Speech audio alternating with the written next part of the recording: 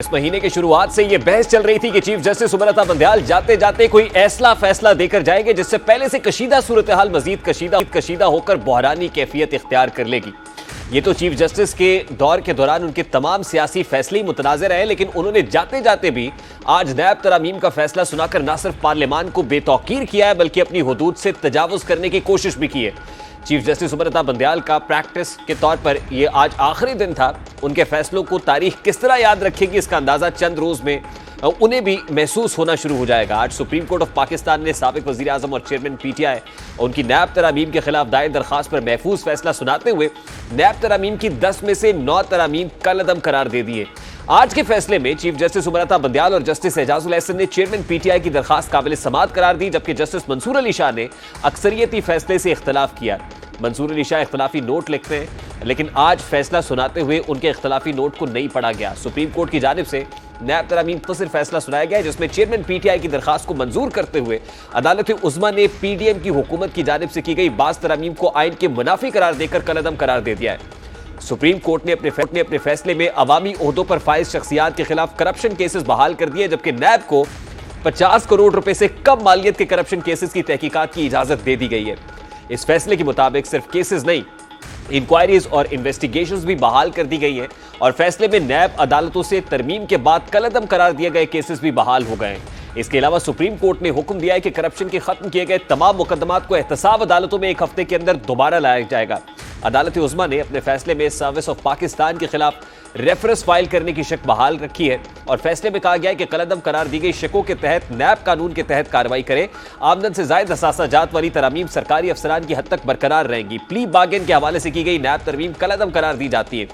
फैसले में एहतसाब अदालतों की नैब तरामीम की रोशनी में दिए गए अहकामात कलअदम करार दिए गए हैं। इस केस में जस्टिस मंसूर अली शाह ने इख्तलाफी नोट लिखा है। अभी तक वो इख्तलाफी नोट मंजर आए, लेकिन अंदाजा लगाया जा सकता है कि इस इख्तलाफी नोट में क्या होगा, क्योंकि केस की समातों के दौरान जस्टिस मंसूर अली शाह ने सुप्रीम कोर्ट के मुअत्तल कानून यानी प्रैक्टिस एंड प्रोसीजर बिल के मामले का हवाला देते हुए बार बार केस की समात के लिए फुल कोर्ट बनाने पर जोर दिया था। चीफ जस्टिस ने इसकी मुखालिफत की थी और कहा था कि उनकी रिटायरमेंट करीब है और यह मामला काफी अरसे से अदालत के सामने जेर इल्तवा है।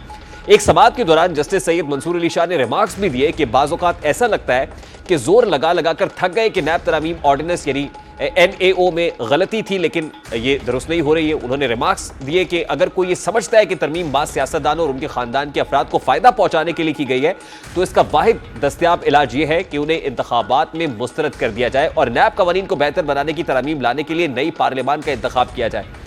जस्टिस सैयद मंसूर अली शाह ने रिमार्क्स दिए थे कि इंतखाबात करीब हैं, एक ही ऑप्शन है कि नई पार्लियामान का इंतजार किया जाए जो कानून का जायजा ले और बेहतरी लाए। अदलिया और पार्लियामान को अपने अपने काम करने दें। आइन की नुमाया खुसूसियात में से एक जमहूरियत को चलने देना है। नैब तरामीम कलअदम हो चुकी हैं। यहां सवाल यह है कि इन तरामीम के कलअदम होने से कौन कौन मुताल्लिक़। मालूम शवाहिद का जायजा लिया जाए तो मालूम होता है कि नैब तरामीम को कलअदम करार दिए जाने के बाद साबिक सदर आसिफ अली जरदारी समेत 6 साबिक वज़ीर आज़म के खिलाफ केसेस दोबारा खुल गए हैं। सुप्रीम कोर्ट के फैसले के बाद आसिफ अली जरदारी, नवाज शरीफ और यूसुफ रजा गिलानी के खिलाफ तोशा खाना रेफरेंस वापस बहाल हो गया है। साबिक वजीर आजम शाहिद खाकान अब्बासी का LNG रेफरेंस एहतसाब अदालत से मुंतकिल हो गया था और साबिक वजीर आजम राजा परवेज अशरफ के खिलाफ रेंटल पावर रेफरेंस भी वापस हो गया था, जो अब दोबारा बहाल हो गया है।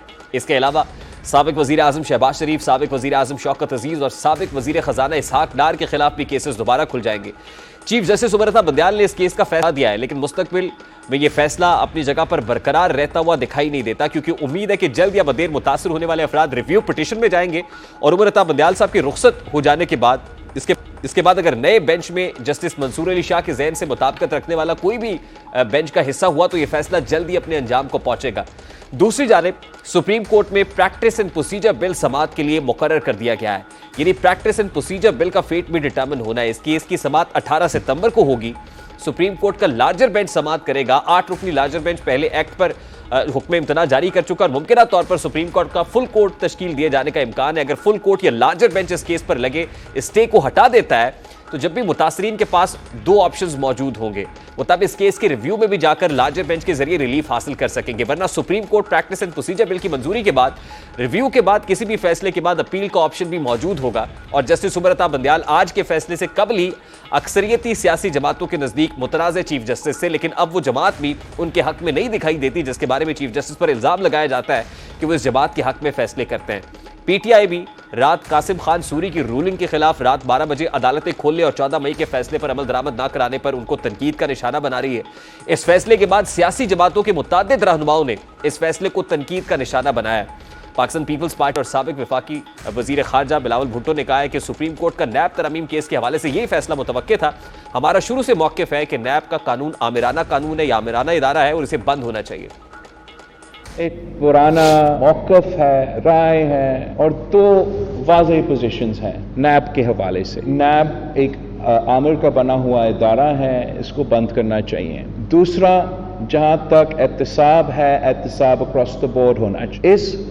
ये जो फैसला आया सुप्रीम कोर्ट की तरफ से, ना मैंने वो फैसला पढ़ा है, मगर इतना कहना काफ़ी है कि ये एक्सपेक्टेड था और पाकिस्तान पीपल्स पार्टी हर पहले भी, चाहे वो गिलानी साहब हो या जो भी स्टेज पे बैठे हुए हैं, हमने तो केसेस देखे हैं, आज भी देखने के लिए तैयार है। पुराना कानून के तहत हो, नया कानून के तहत हो, वो तो उससे हमें कोई फ़र्क नहीं पड़ता। इस फैसले के फौरी बाद मुस्लिम लीग नून के रहनुमा राना सनाउल्लाह ने प्रेस कॉन्फ्रेंस करते हुए नैब तरामीम केस का फैसला मुतनाज़ा करार दिया है। वो क्या कहते हैं, जरा उसकी एक झलक आपके सामने रखता है। अभी 90 दिन का रिमांड भी काटना है और अभी इंक्वायरी भी भुगतनी है। मेरा ख्याल है कि कोई 13 के करीब केसेस तो इमरान खान साहब के ऊपर ही बनते हैं। वो अब एक एक करके भुगतें ज़रा इसको, इंक्वायरीज़ को भी और केसेस को भी, और उसके बाद जो है वो फिर अपनी इस पिटीशन का जो है वो मज़ा लें।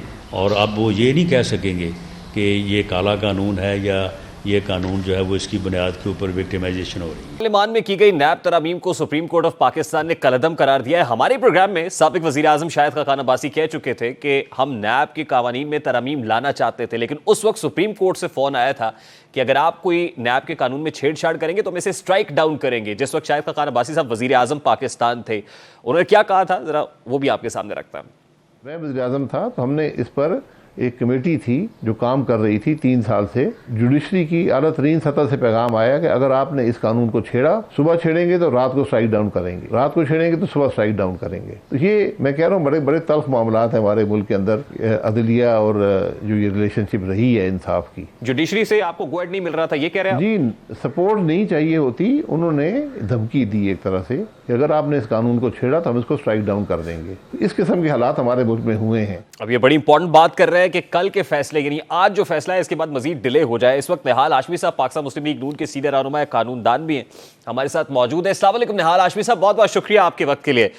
सुप्रीम कोर्ट ऑफ पाकिस्तान के 3 रुकनी बेंच जो चीफ जस्टिस उमरता बंदयाल की सरबराही में इसकी तकरीबन 55 समातें कर चुका फैसला सुनाया और उस फैसले में नैब तरामीम को कलअदम करार दे दिया गया है। आप इस फैसले में रिव्यू में जाने का इरादा रखते हैं, रिव्यू में जाएंगे? वालेकुम अस्सलाम और बिस्मिल्लाहिर्रहमानिर्रहीम। ये पार्टी इसका जायजा लेगी कि रिव्यू में जाना चाहिए कि नहीं। मैं समझता हूँ रिव्यू में जरूर जाना चाहिए। और फिर एक बात और, ये बात हमें जहन नशीन कर लेना चाहिए कि ये हमेशा से एक टूल के तौर पे इस्तेमाल किया गया है जमहूरी लोगों के खिलाफ और सियासी लोगों के खिलाफ, उनकी जबान बंदी के लिए या उनको उनकी मानी इस्तेहसाल के लिए। और इससे क्या होता है कि पाकिस्तान की मईशत का इस्तेहसाल होता है, पाकिस्तान की मईशत की जमाबंदी होती है, पाकिस्तान की डेवलपमेंट की जमाबंदी होती है। और इंटरनेशनली एक बहुत ही बुरा मैसेज जाता है कि पाकिस्तान में ऐसे काले कवानीन है जिसके वजह से हमारी इन्वेस्टमेंट जो है वो दाव पे लग जाएगी, जो हमारे वहाँ पे लोकल पार्टनर होंगे उनकी क्रेडिबिलिटी दाव पे लग जाएगी और बहुत सारे हमारे खिलाफ केसेस बना दिए जाएंगे और हमारा इन्वेस्टमेंट डूब जाएगा, हमारा प्रोडक्ट बर्बाद हो जाएगा। साहब, यानी आप ये राय रखते हैं कि इसमें रिव्यू में जरूर जाना चाहिए, लेकिन इसका फैसला आने के फौरी बाद राना सनाउल्लाह साहब ने जो प्रेस कॉन्फ्रेंस की उसमें वो कहते हैं कि अब चेयरमैन पीटीआई भुगते हैं ना, 90 रोज का रिमांड अब भुगते हैं। उससे यह तासुर मिला कि जैसे आप ये समझते हैं कि ठीक है भाई अब कलअदम करार की गई तरामीम तो अब आप भुगते हैं, हमने तो म्यूजिक फेस कर लिया है, नाउ इट्स योर टर्न। तो क्या ऐसा ही होगा? पार्टी जो इस वक्त जो राना सनाउल्लाह साहब की थॉट रिफ्लेक्ट हो रही है, क्योंकि आपकी राय तो ये है कि रिव्यू में जाना चाहिए। अब पार्टी रिव्यू में जाती है या नहीं जाती, ये तो फैसला पार्टी ने करना है। देखिए, रिव्यू में इसलिए जाना चाहिए, मेरा ये राय इसलिए है कि ये पार्लियामेंट ने इसे कानून बनाया था और 3 आदमियों को ये हक नहीं दिया जा सकता, क्योंकि सुप्रीम जो है वो पार्लियामेंट है। आइनसाजी काम पार्लियामेंट का है, आइनसाजी का काम किसी अदालत का नहीं है।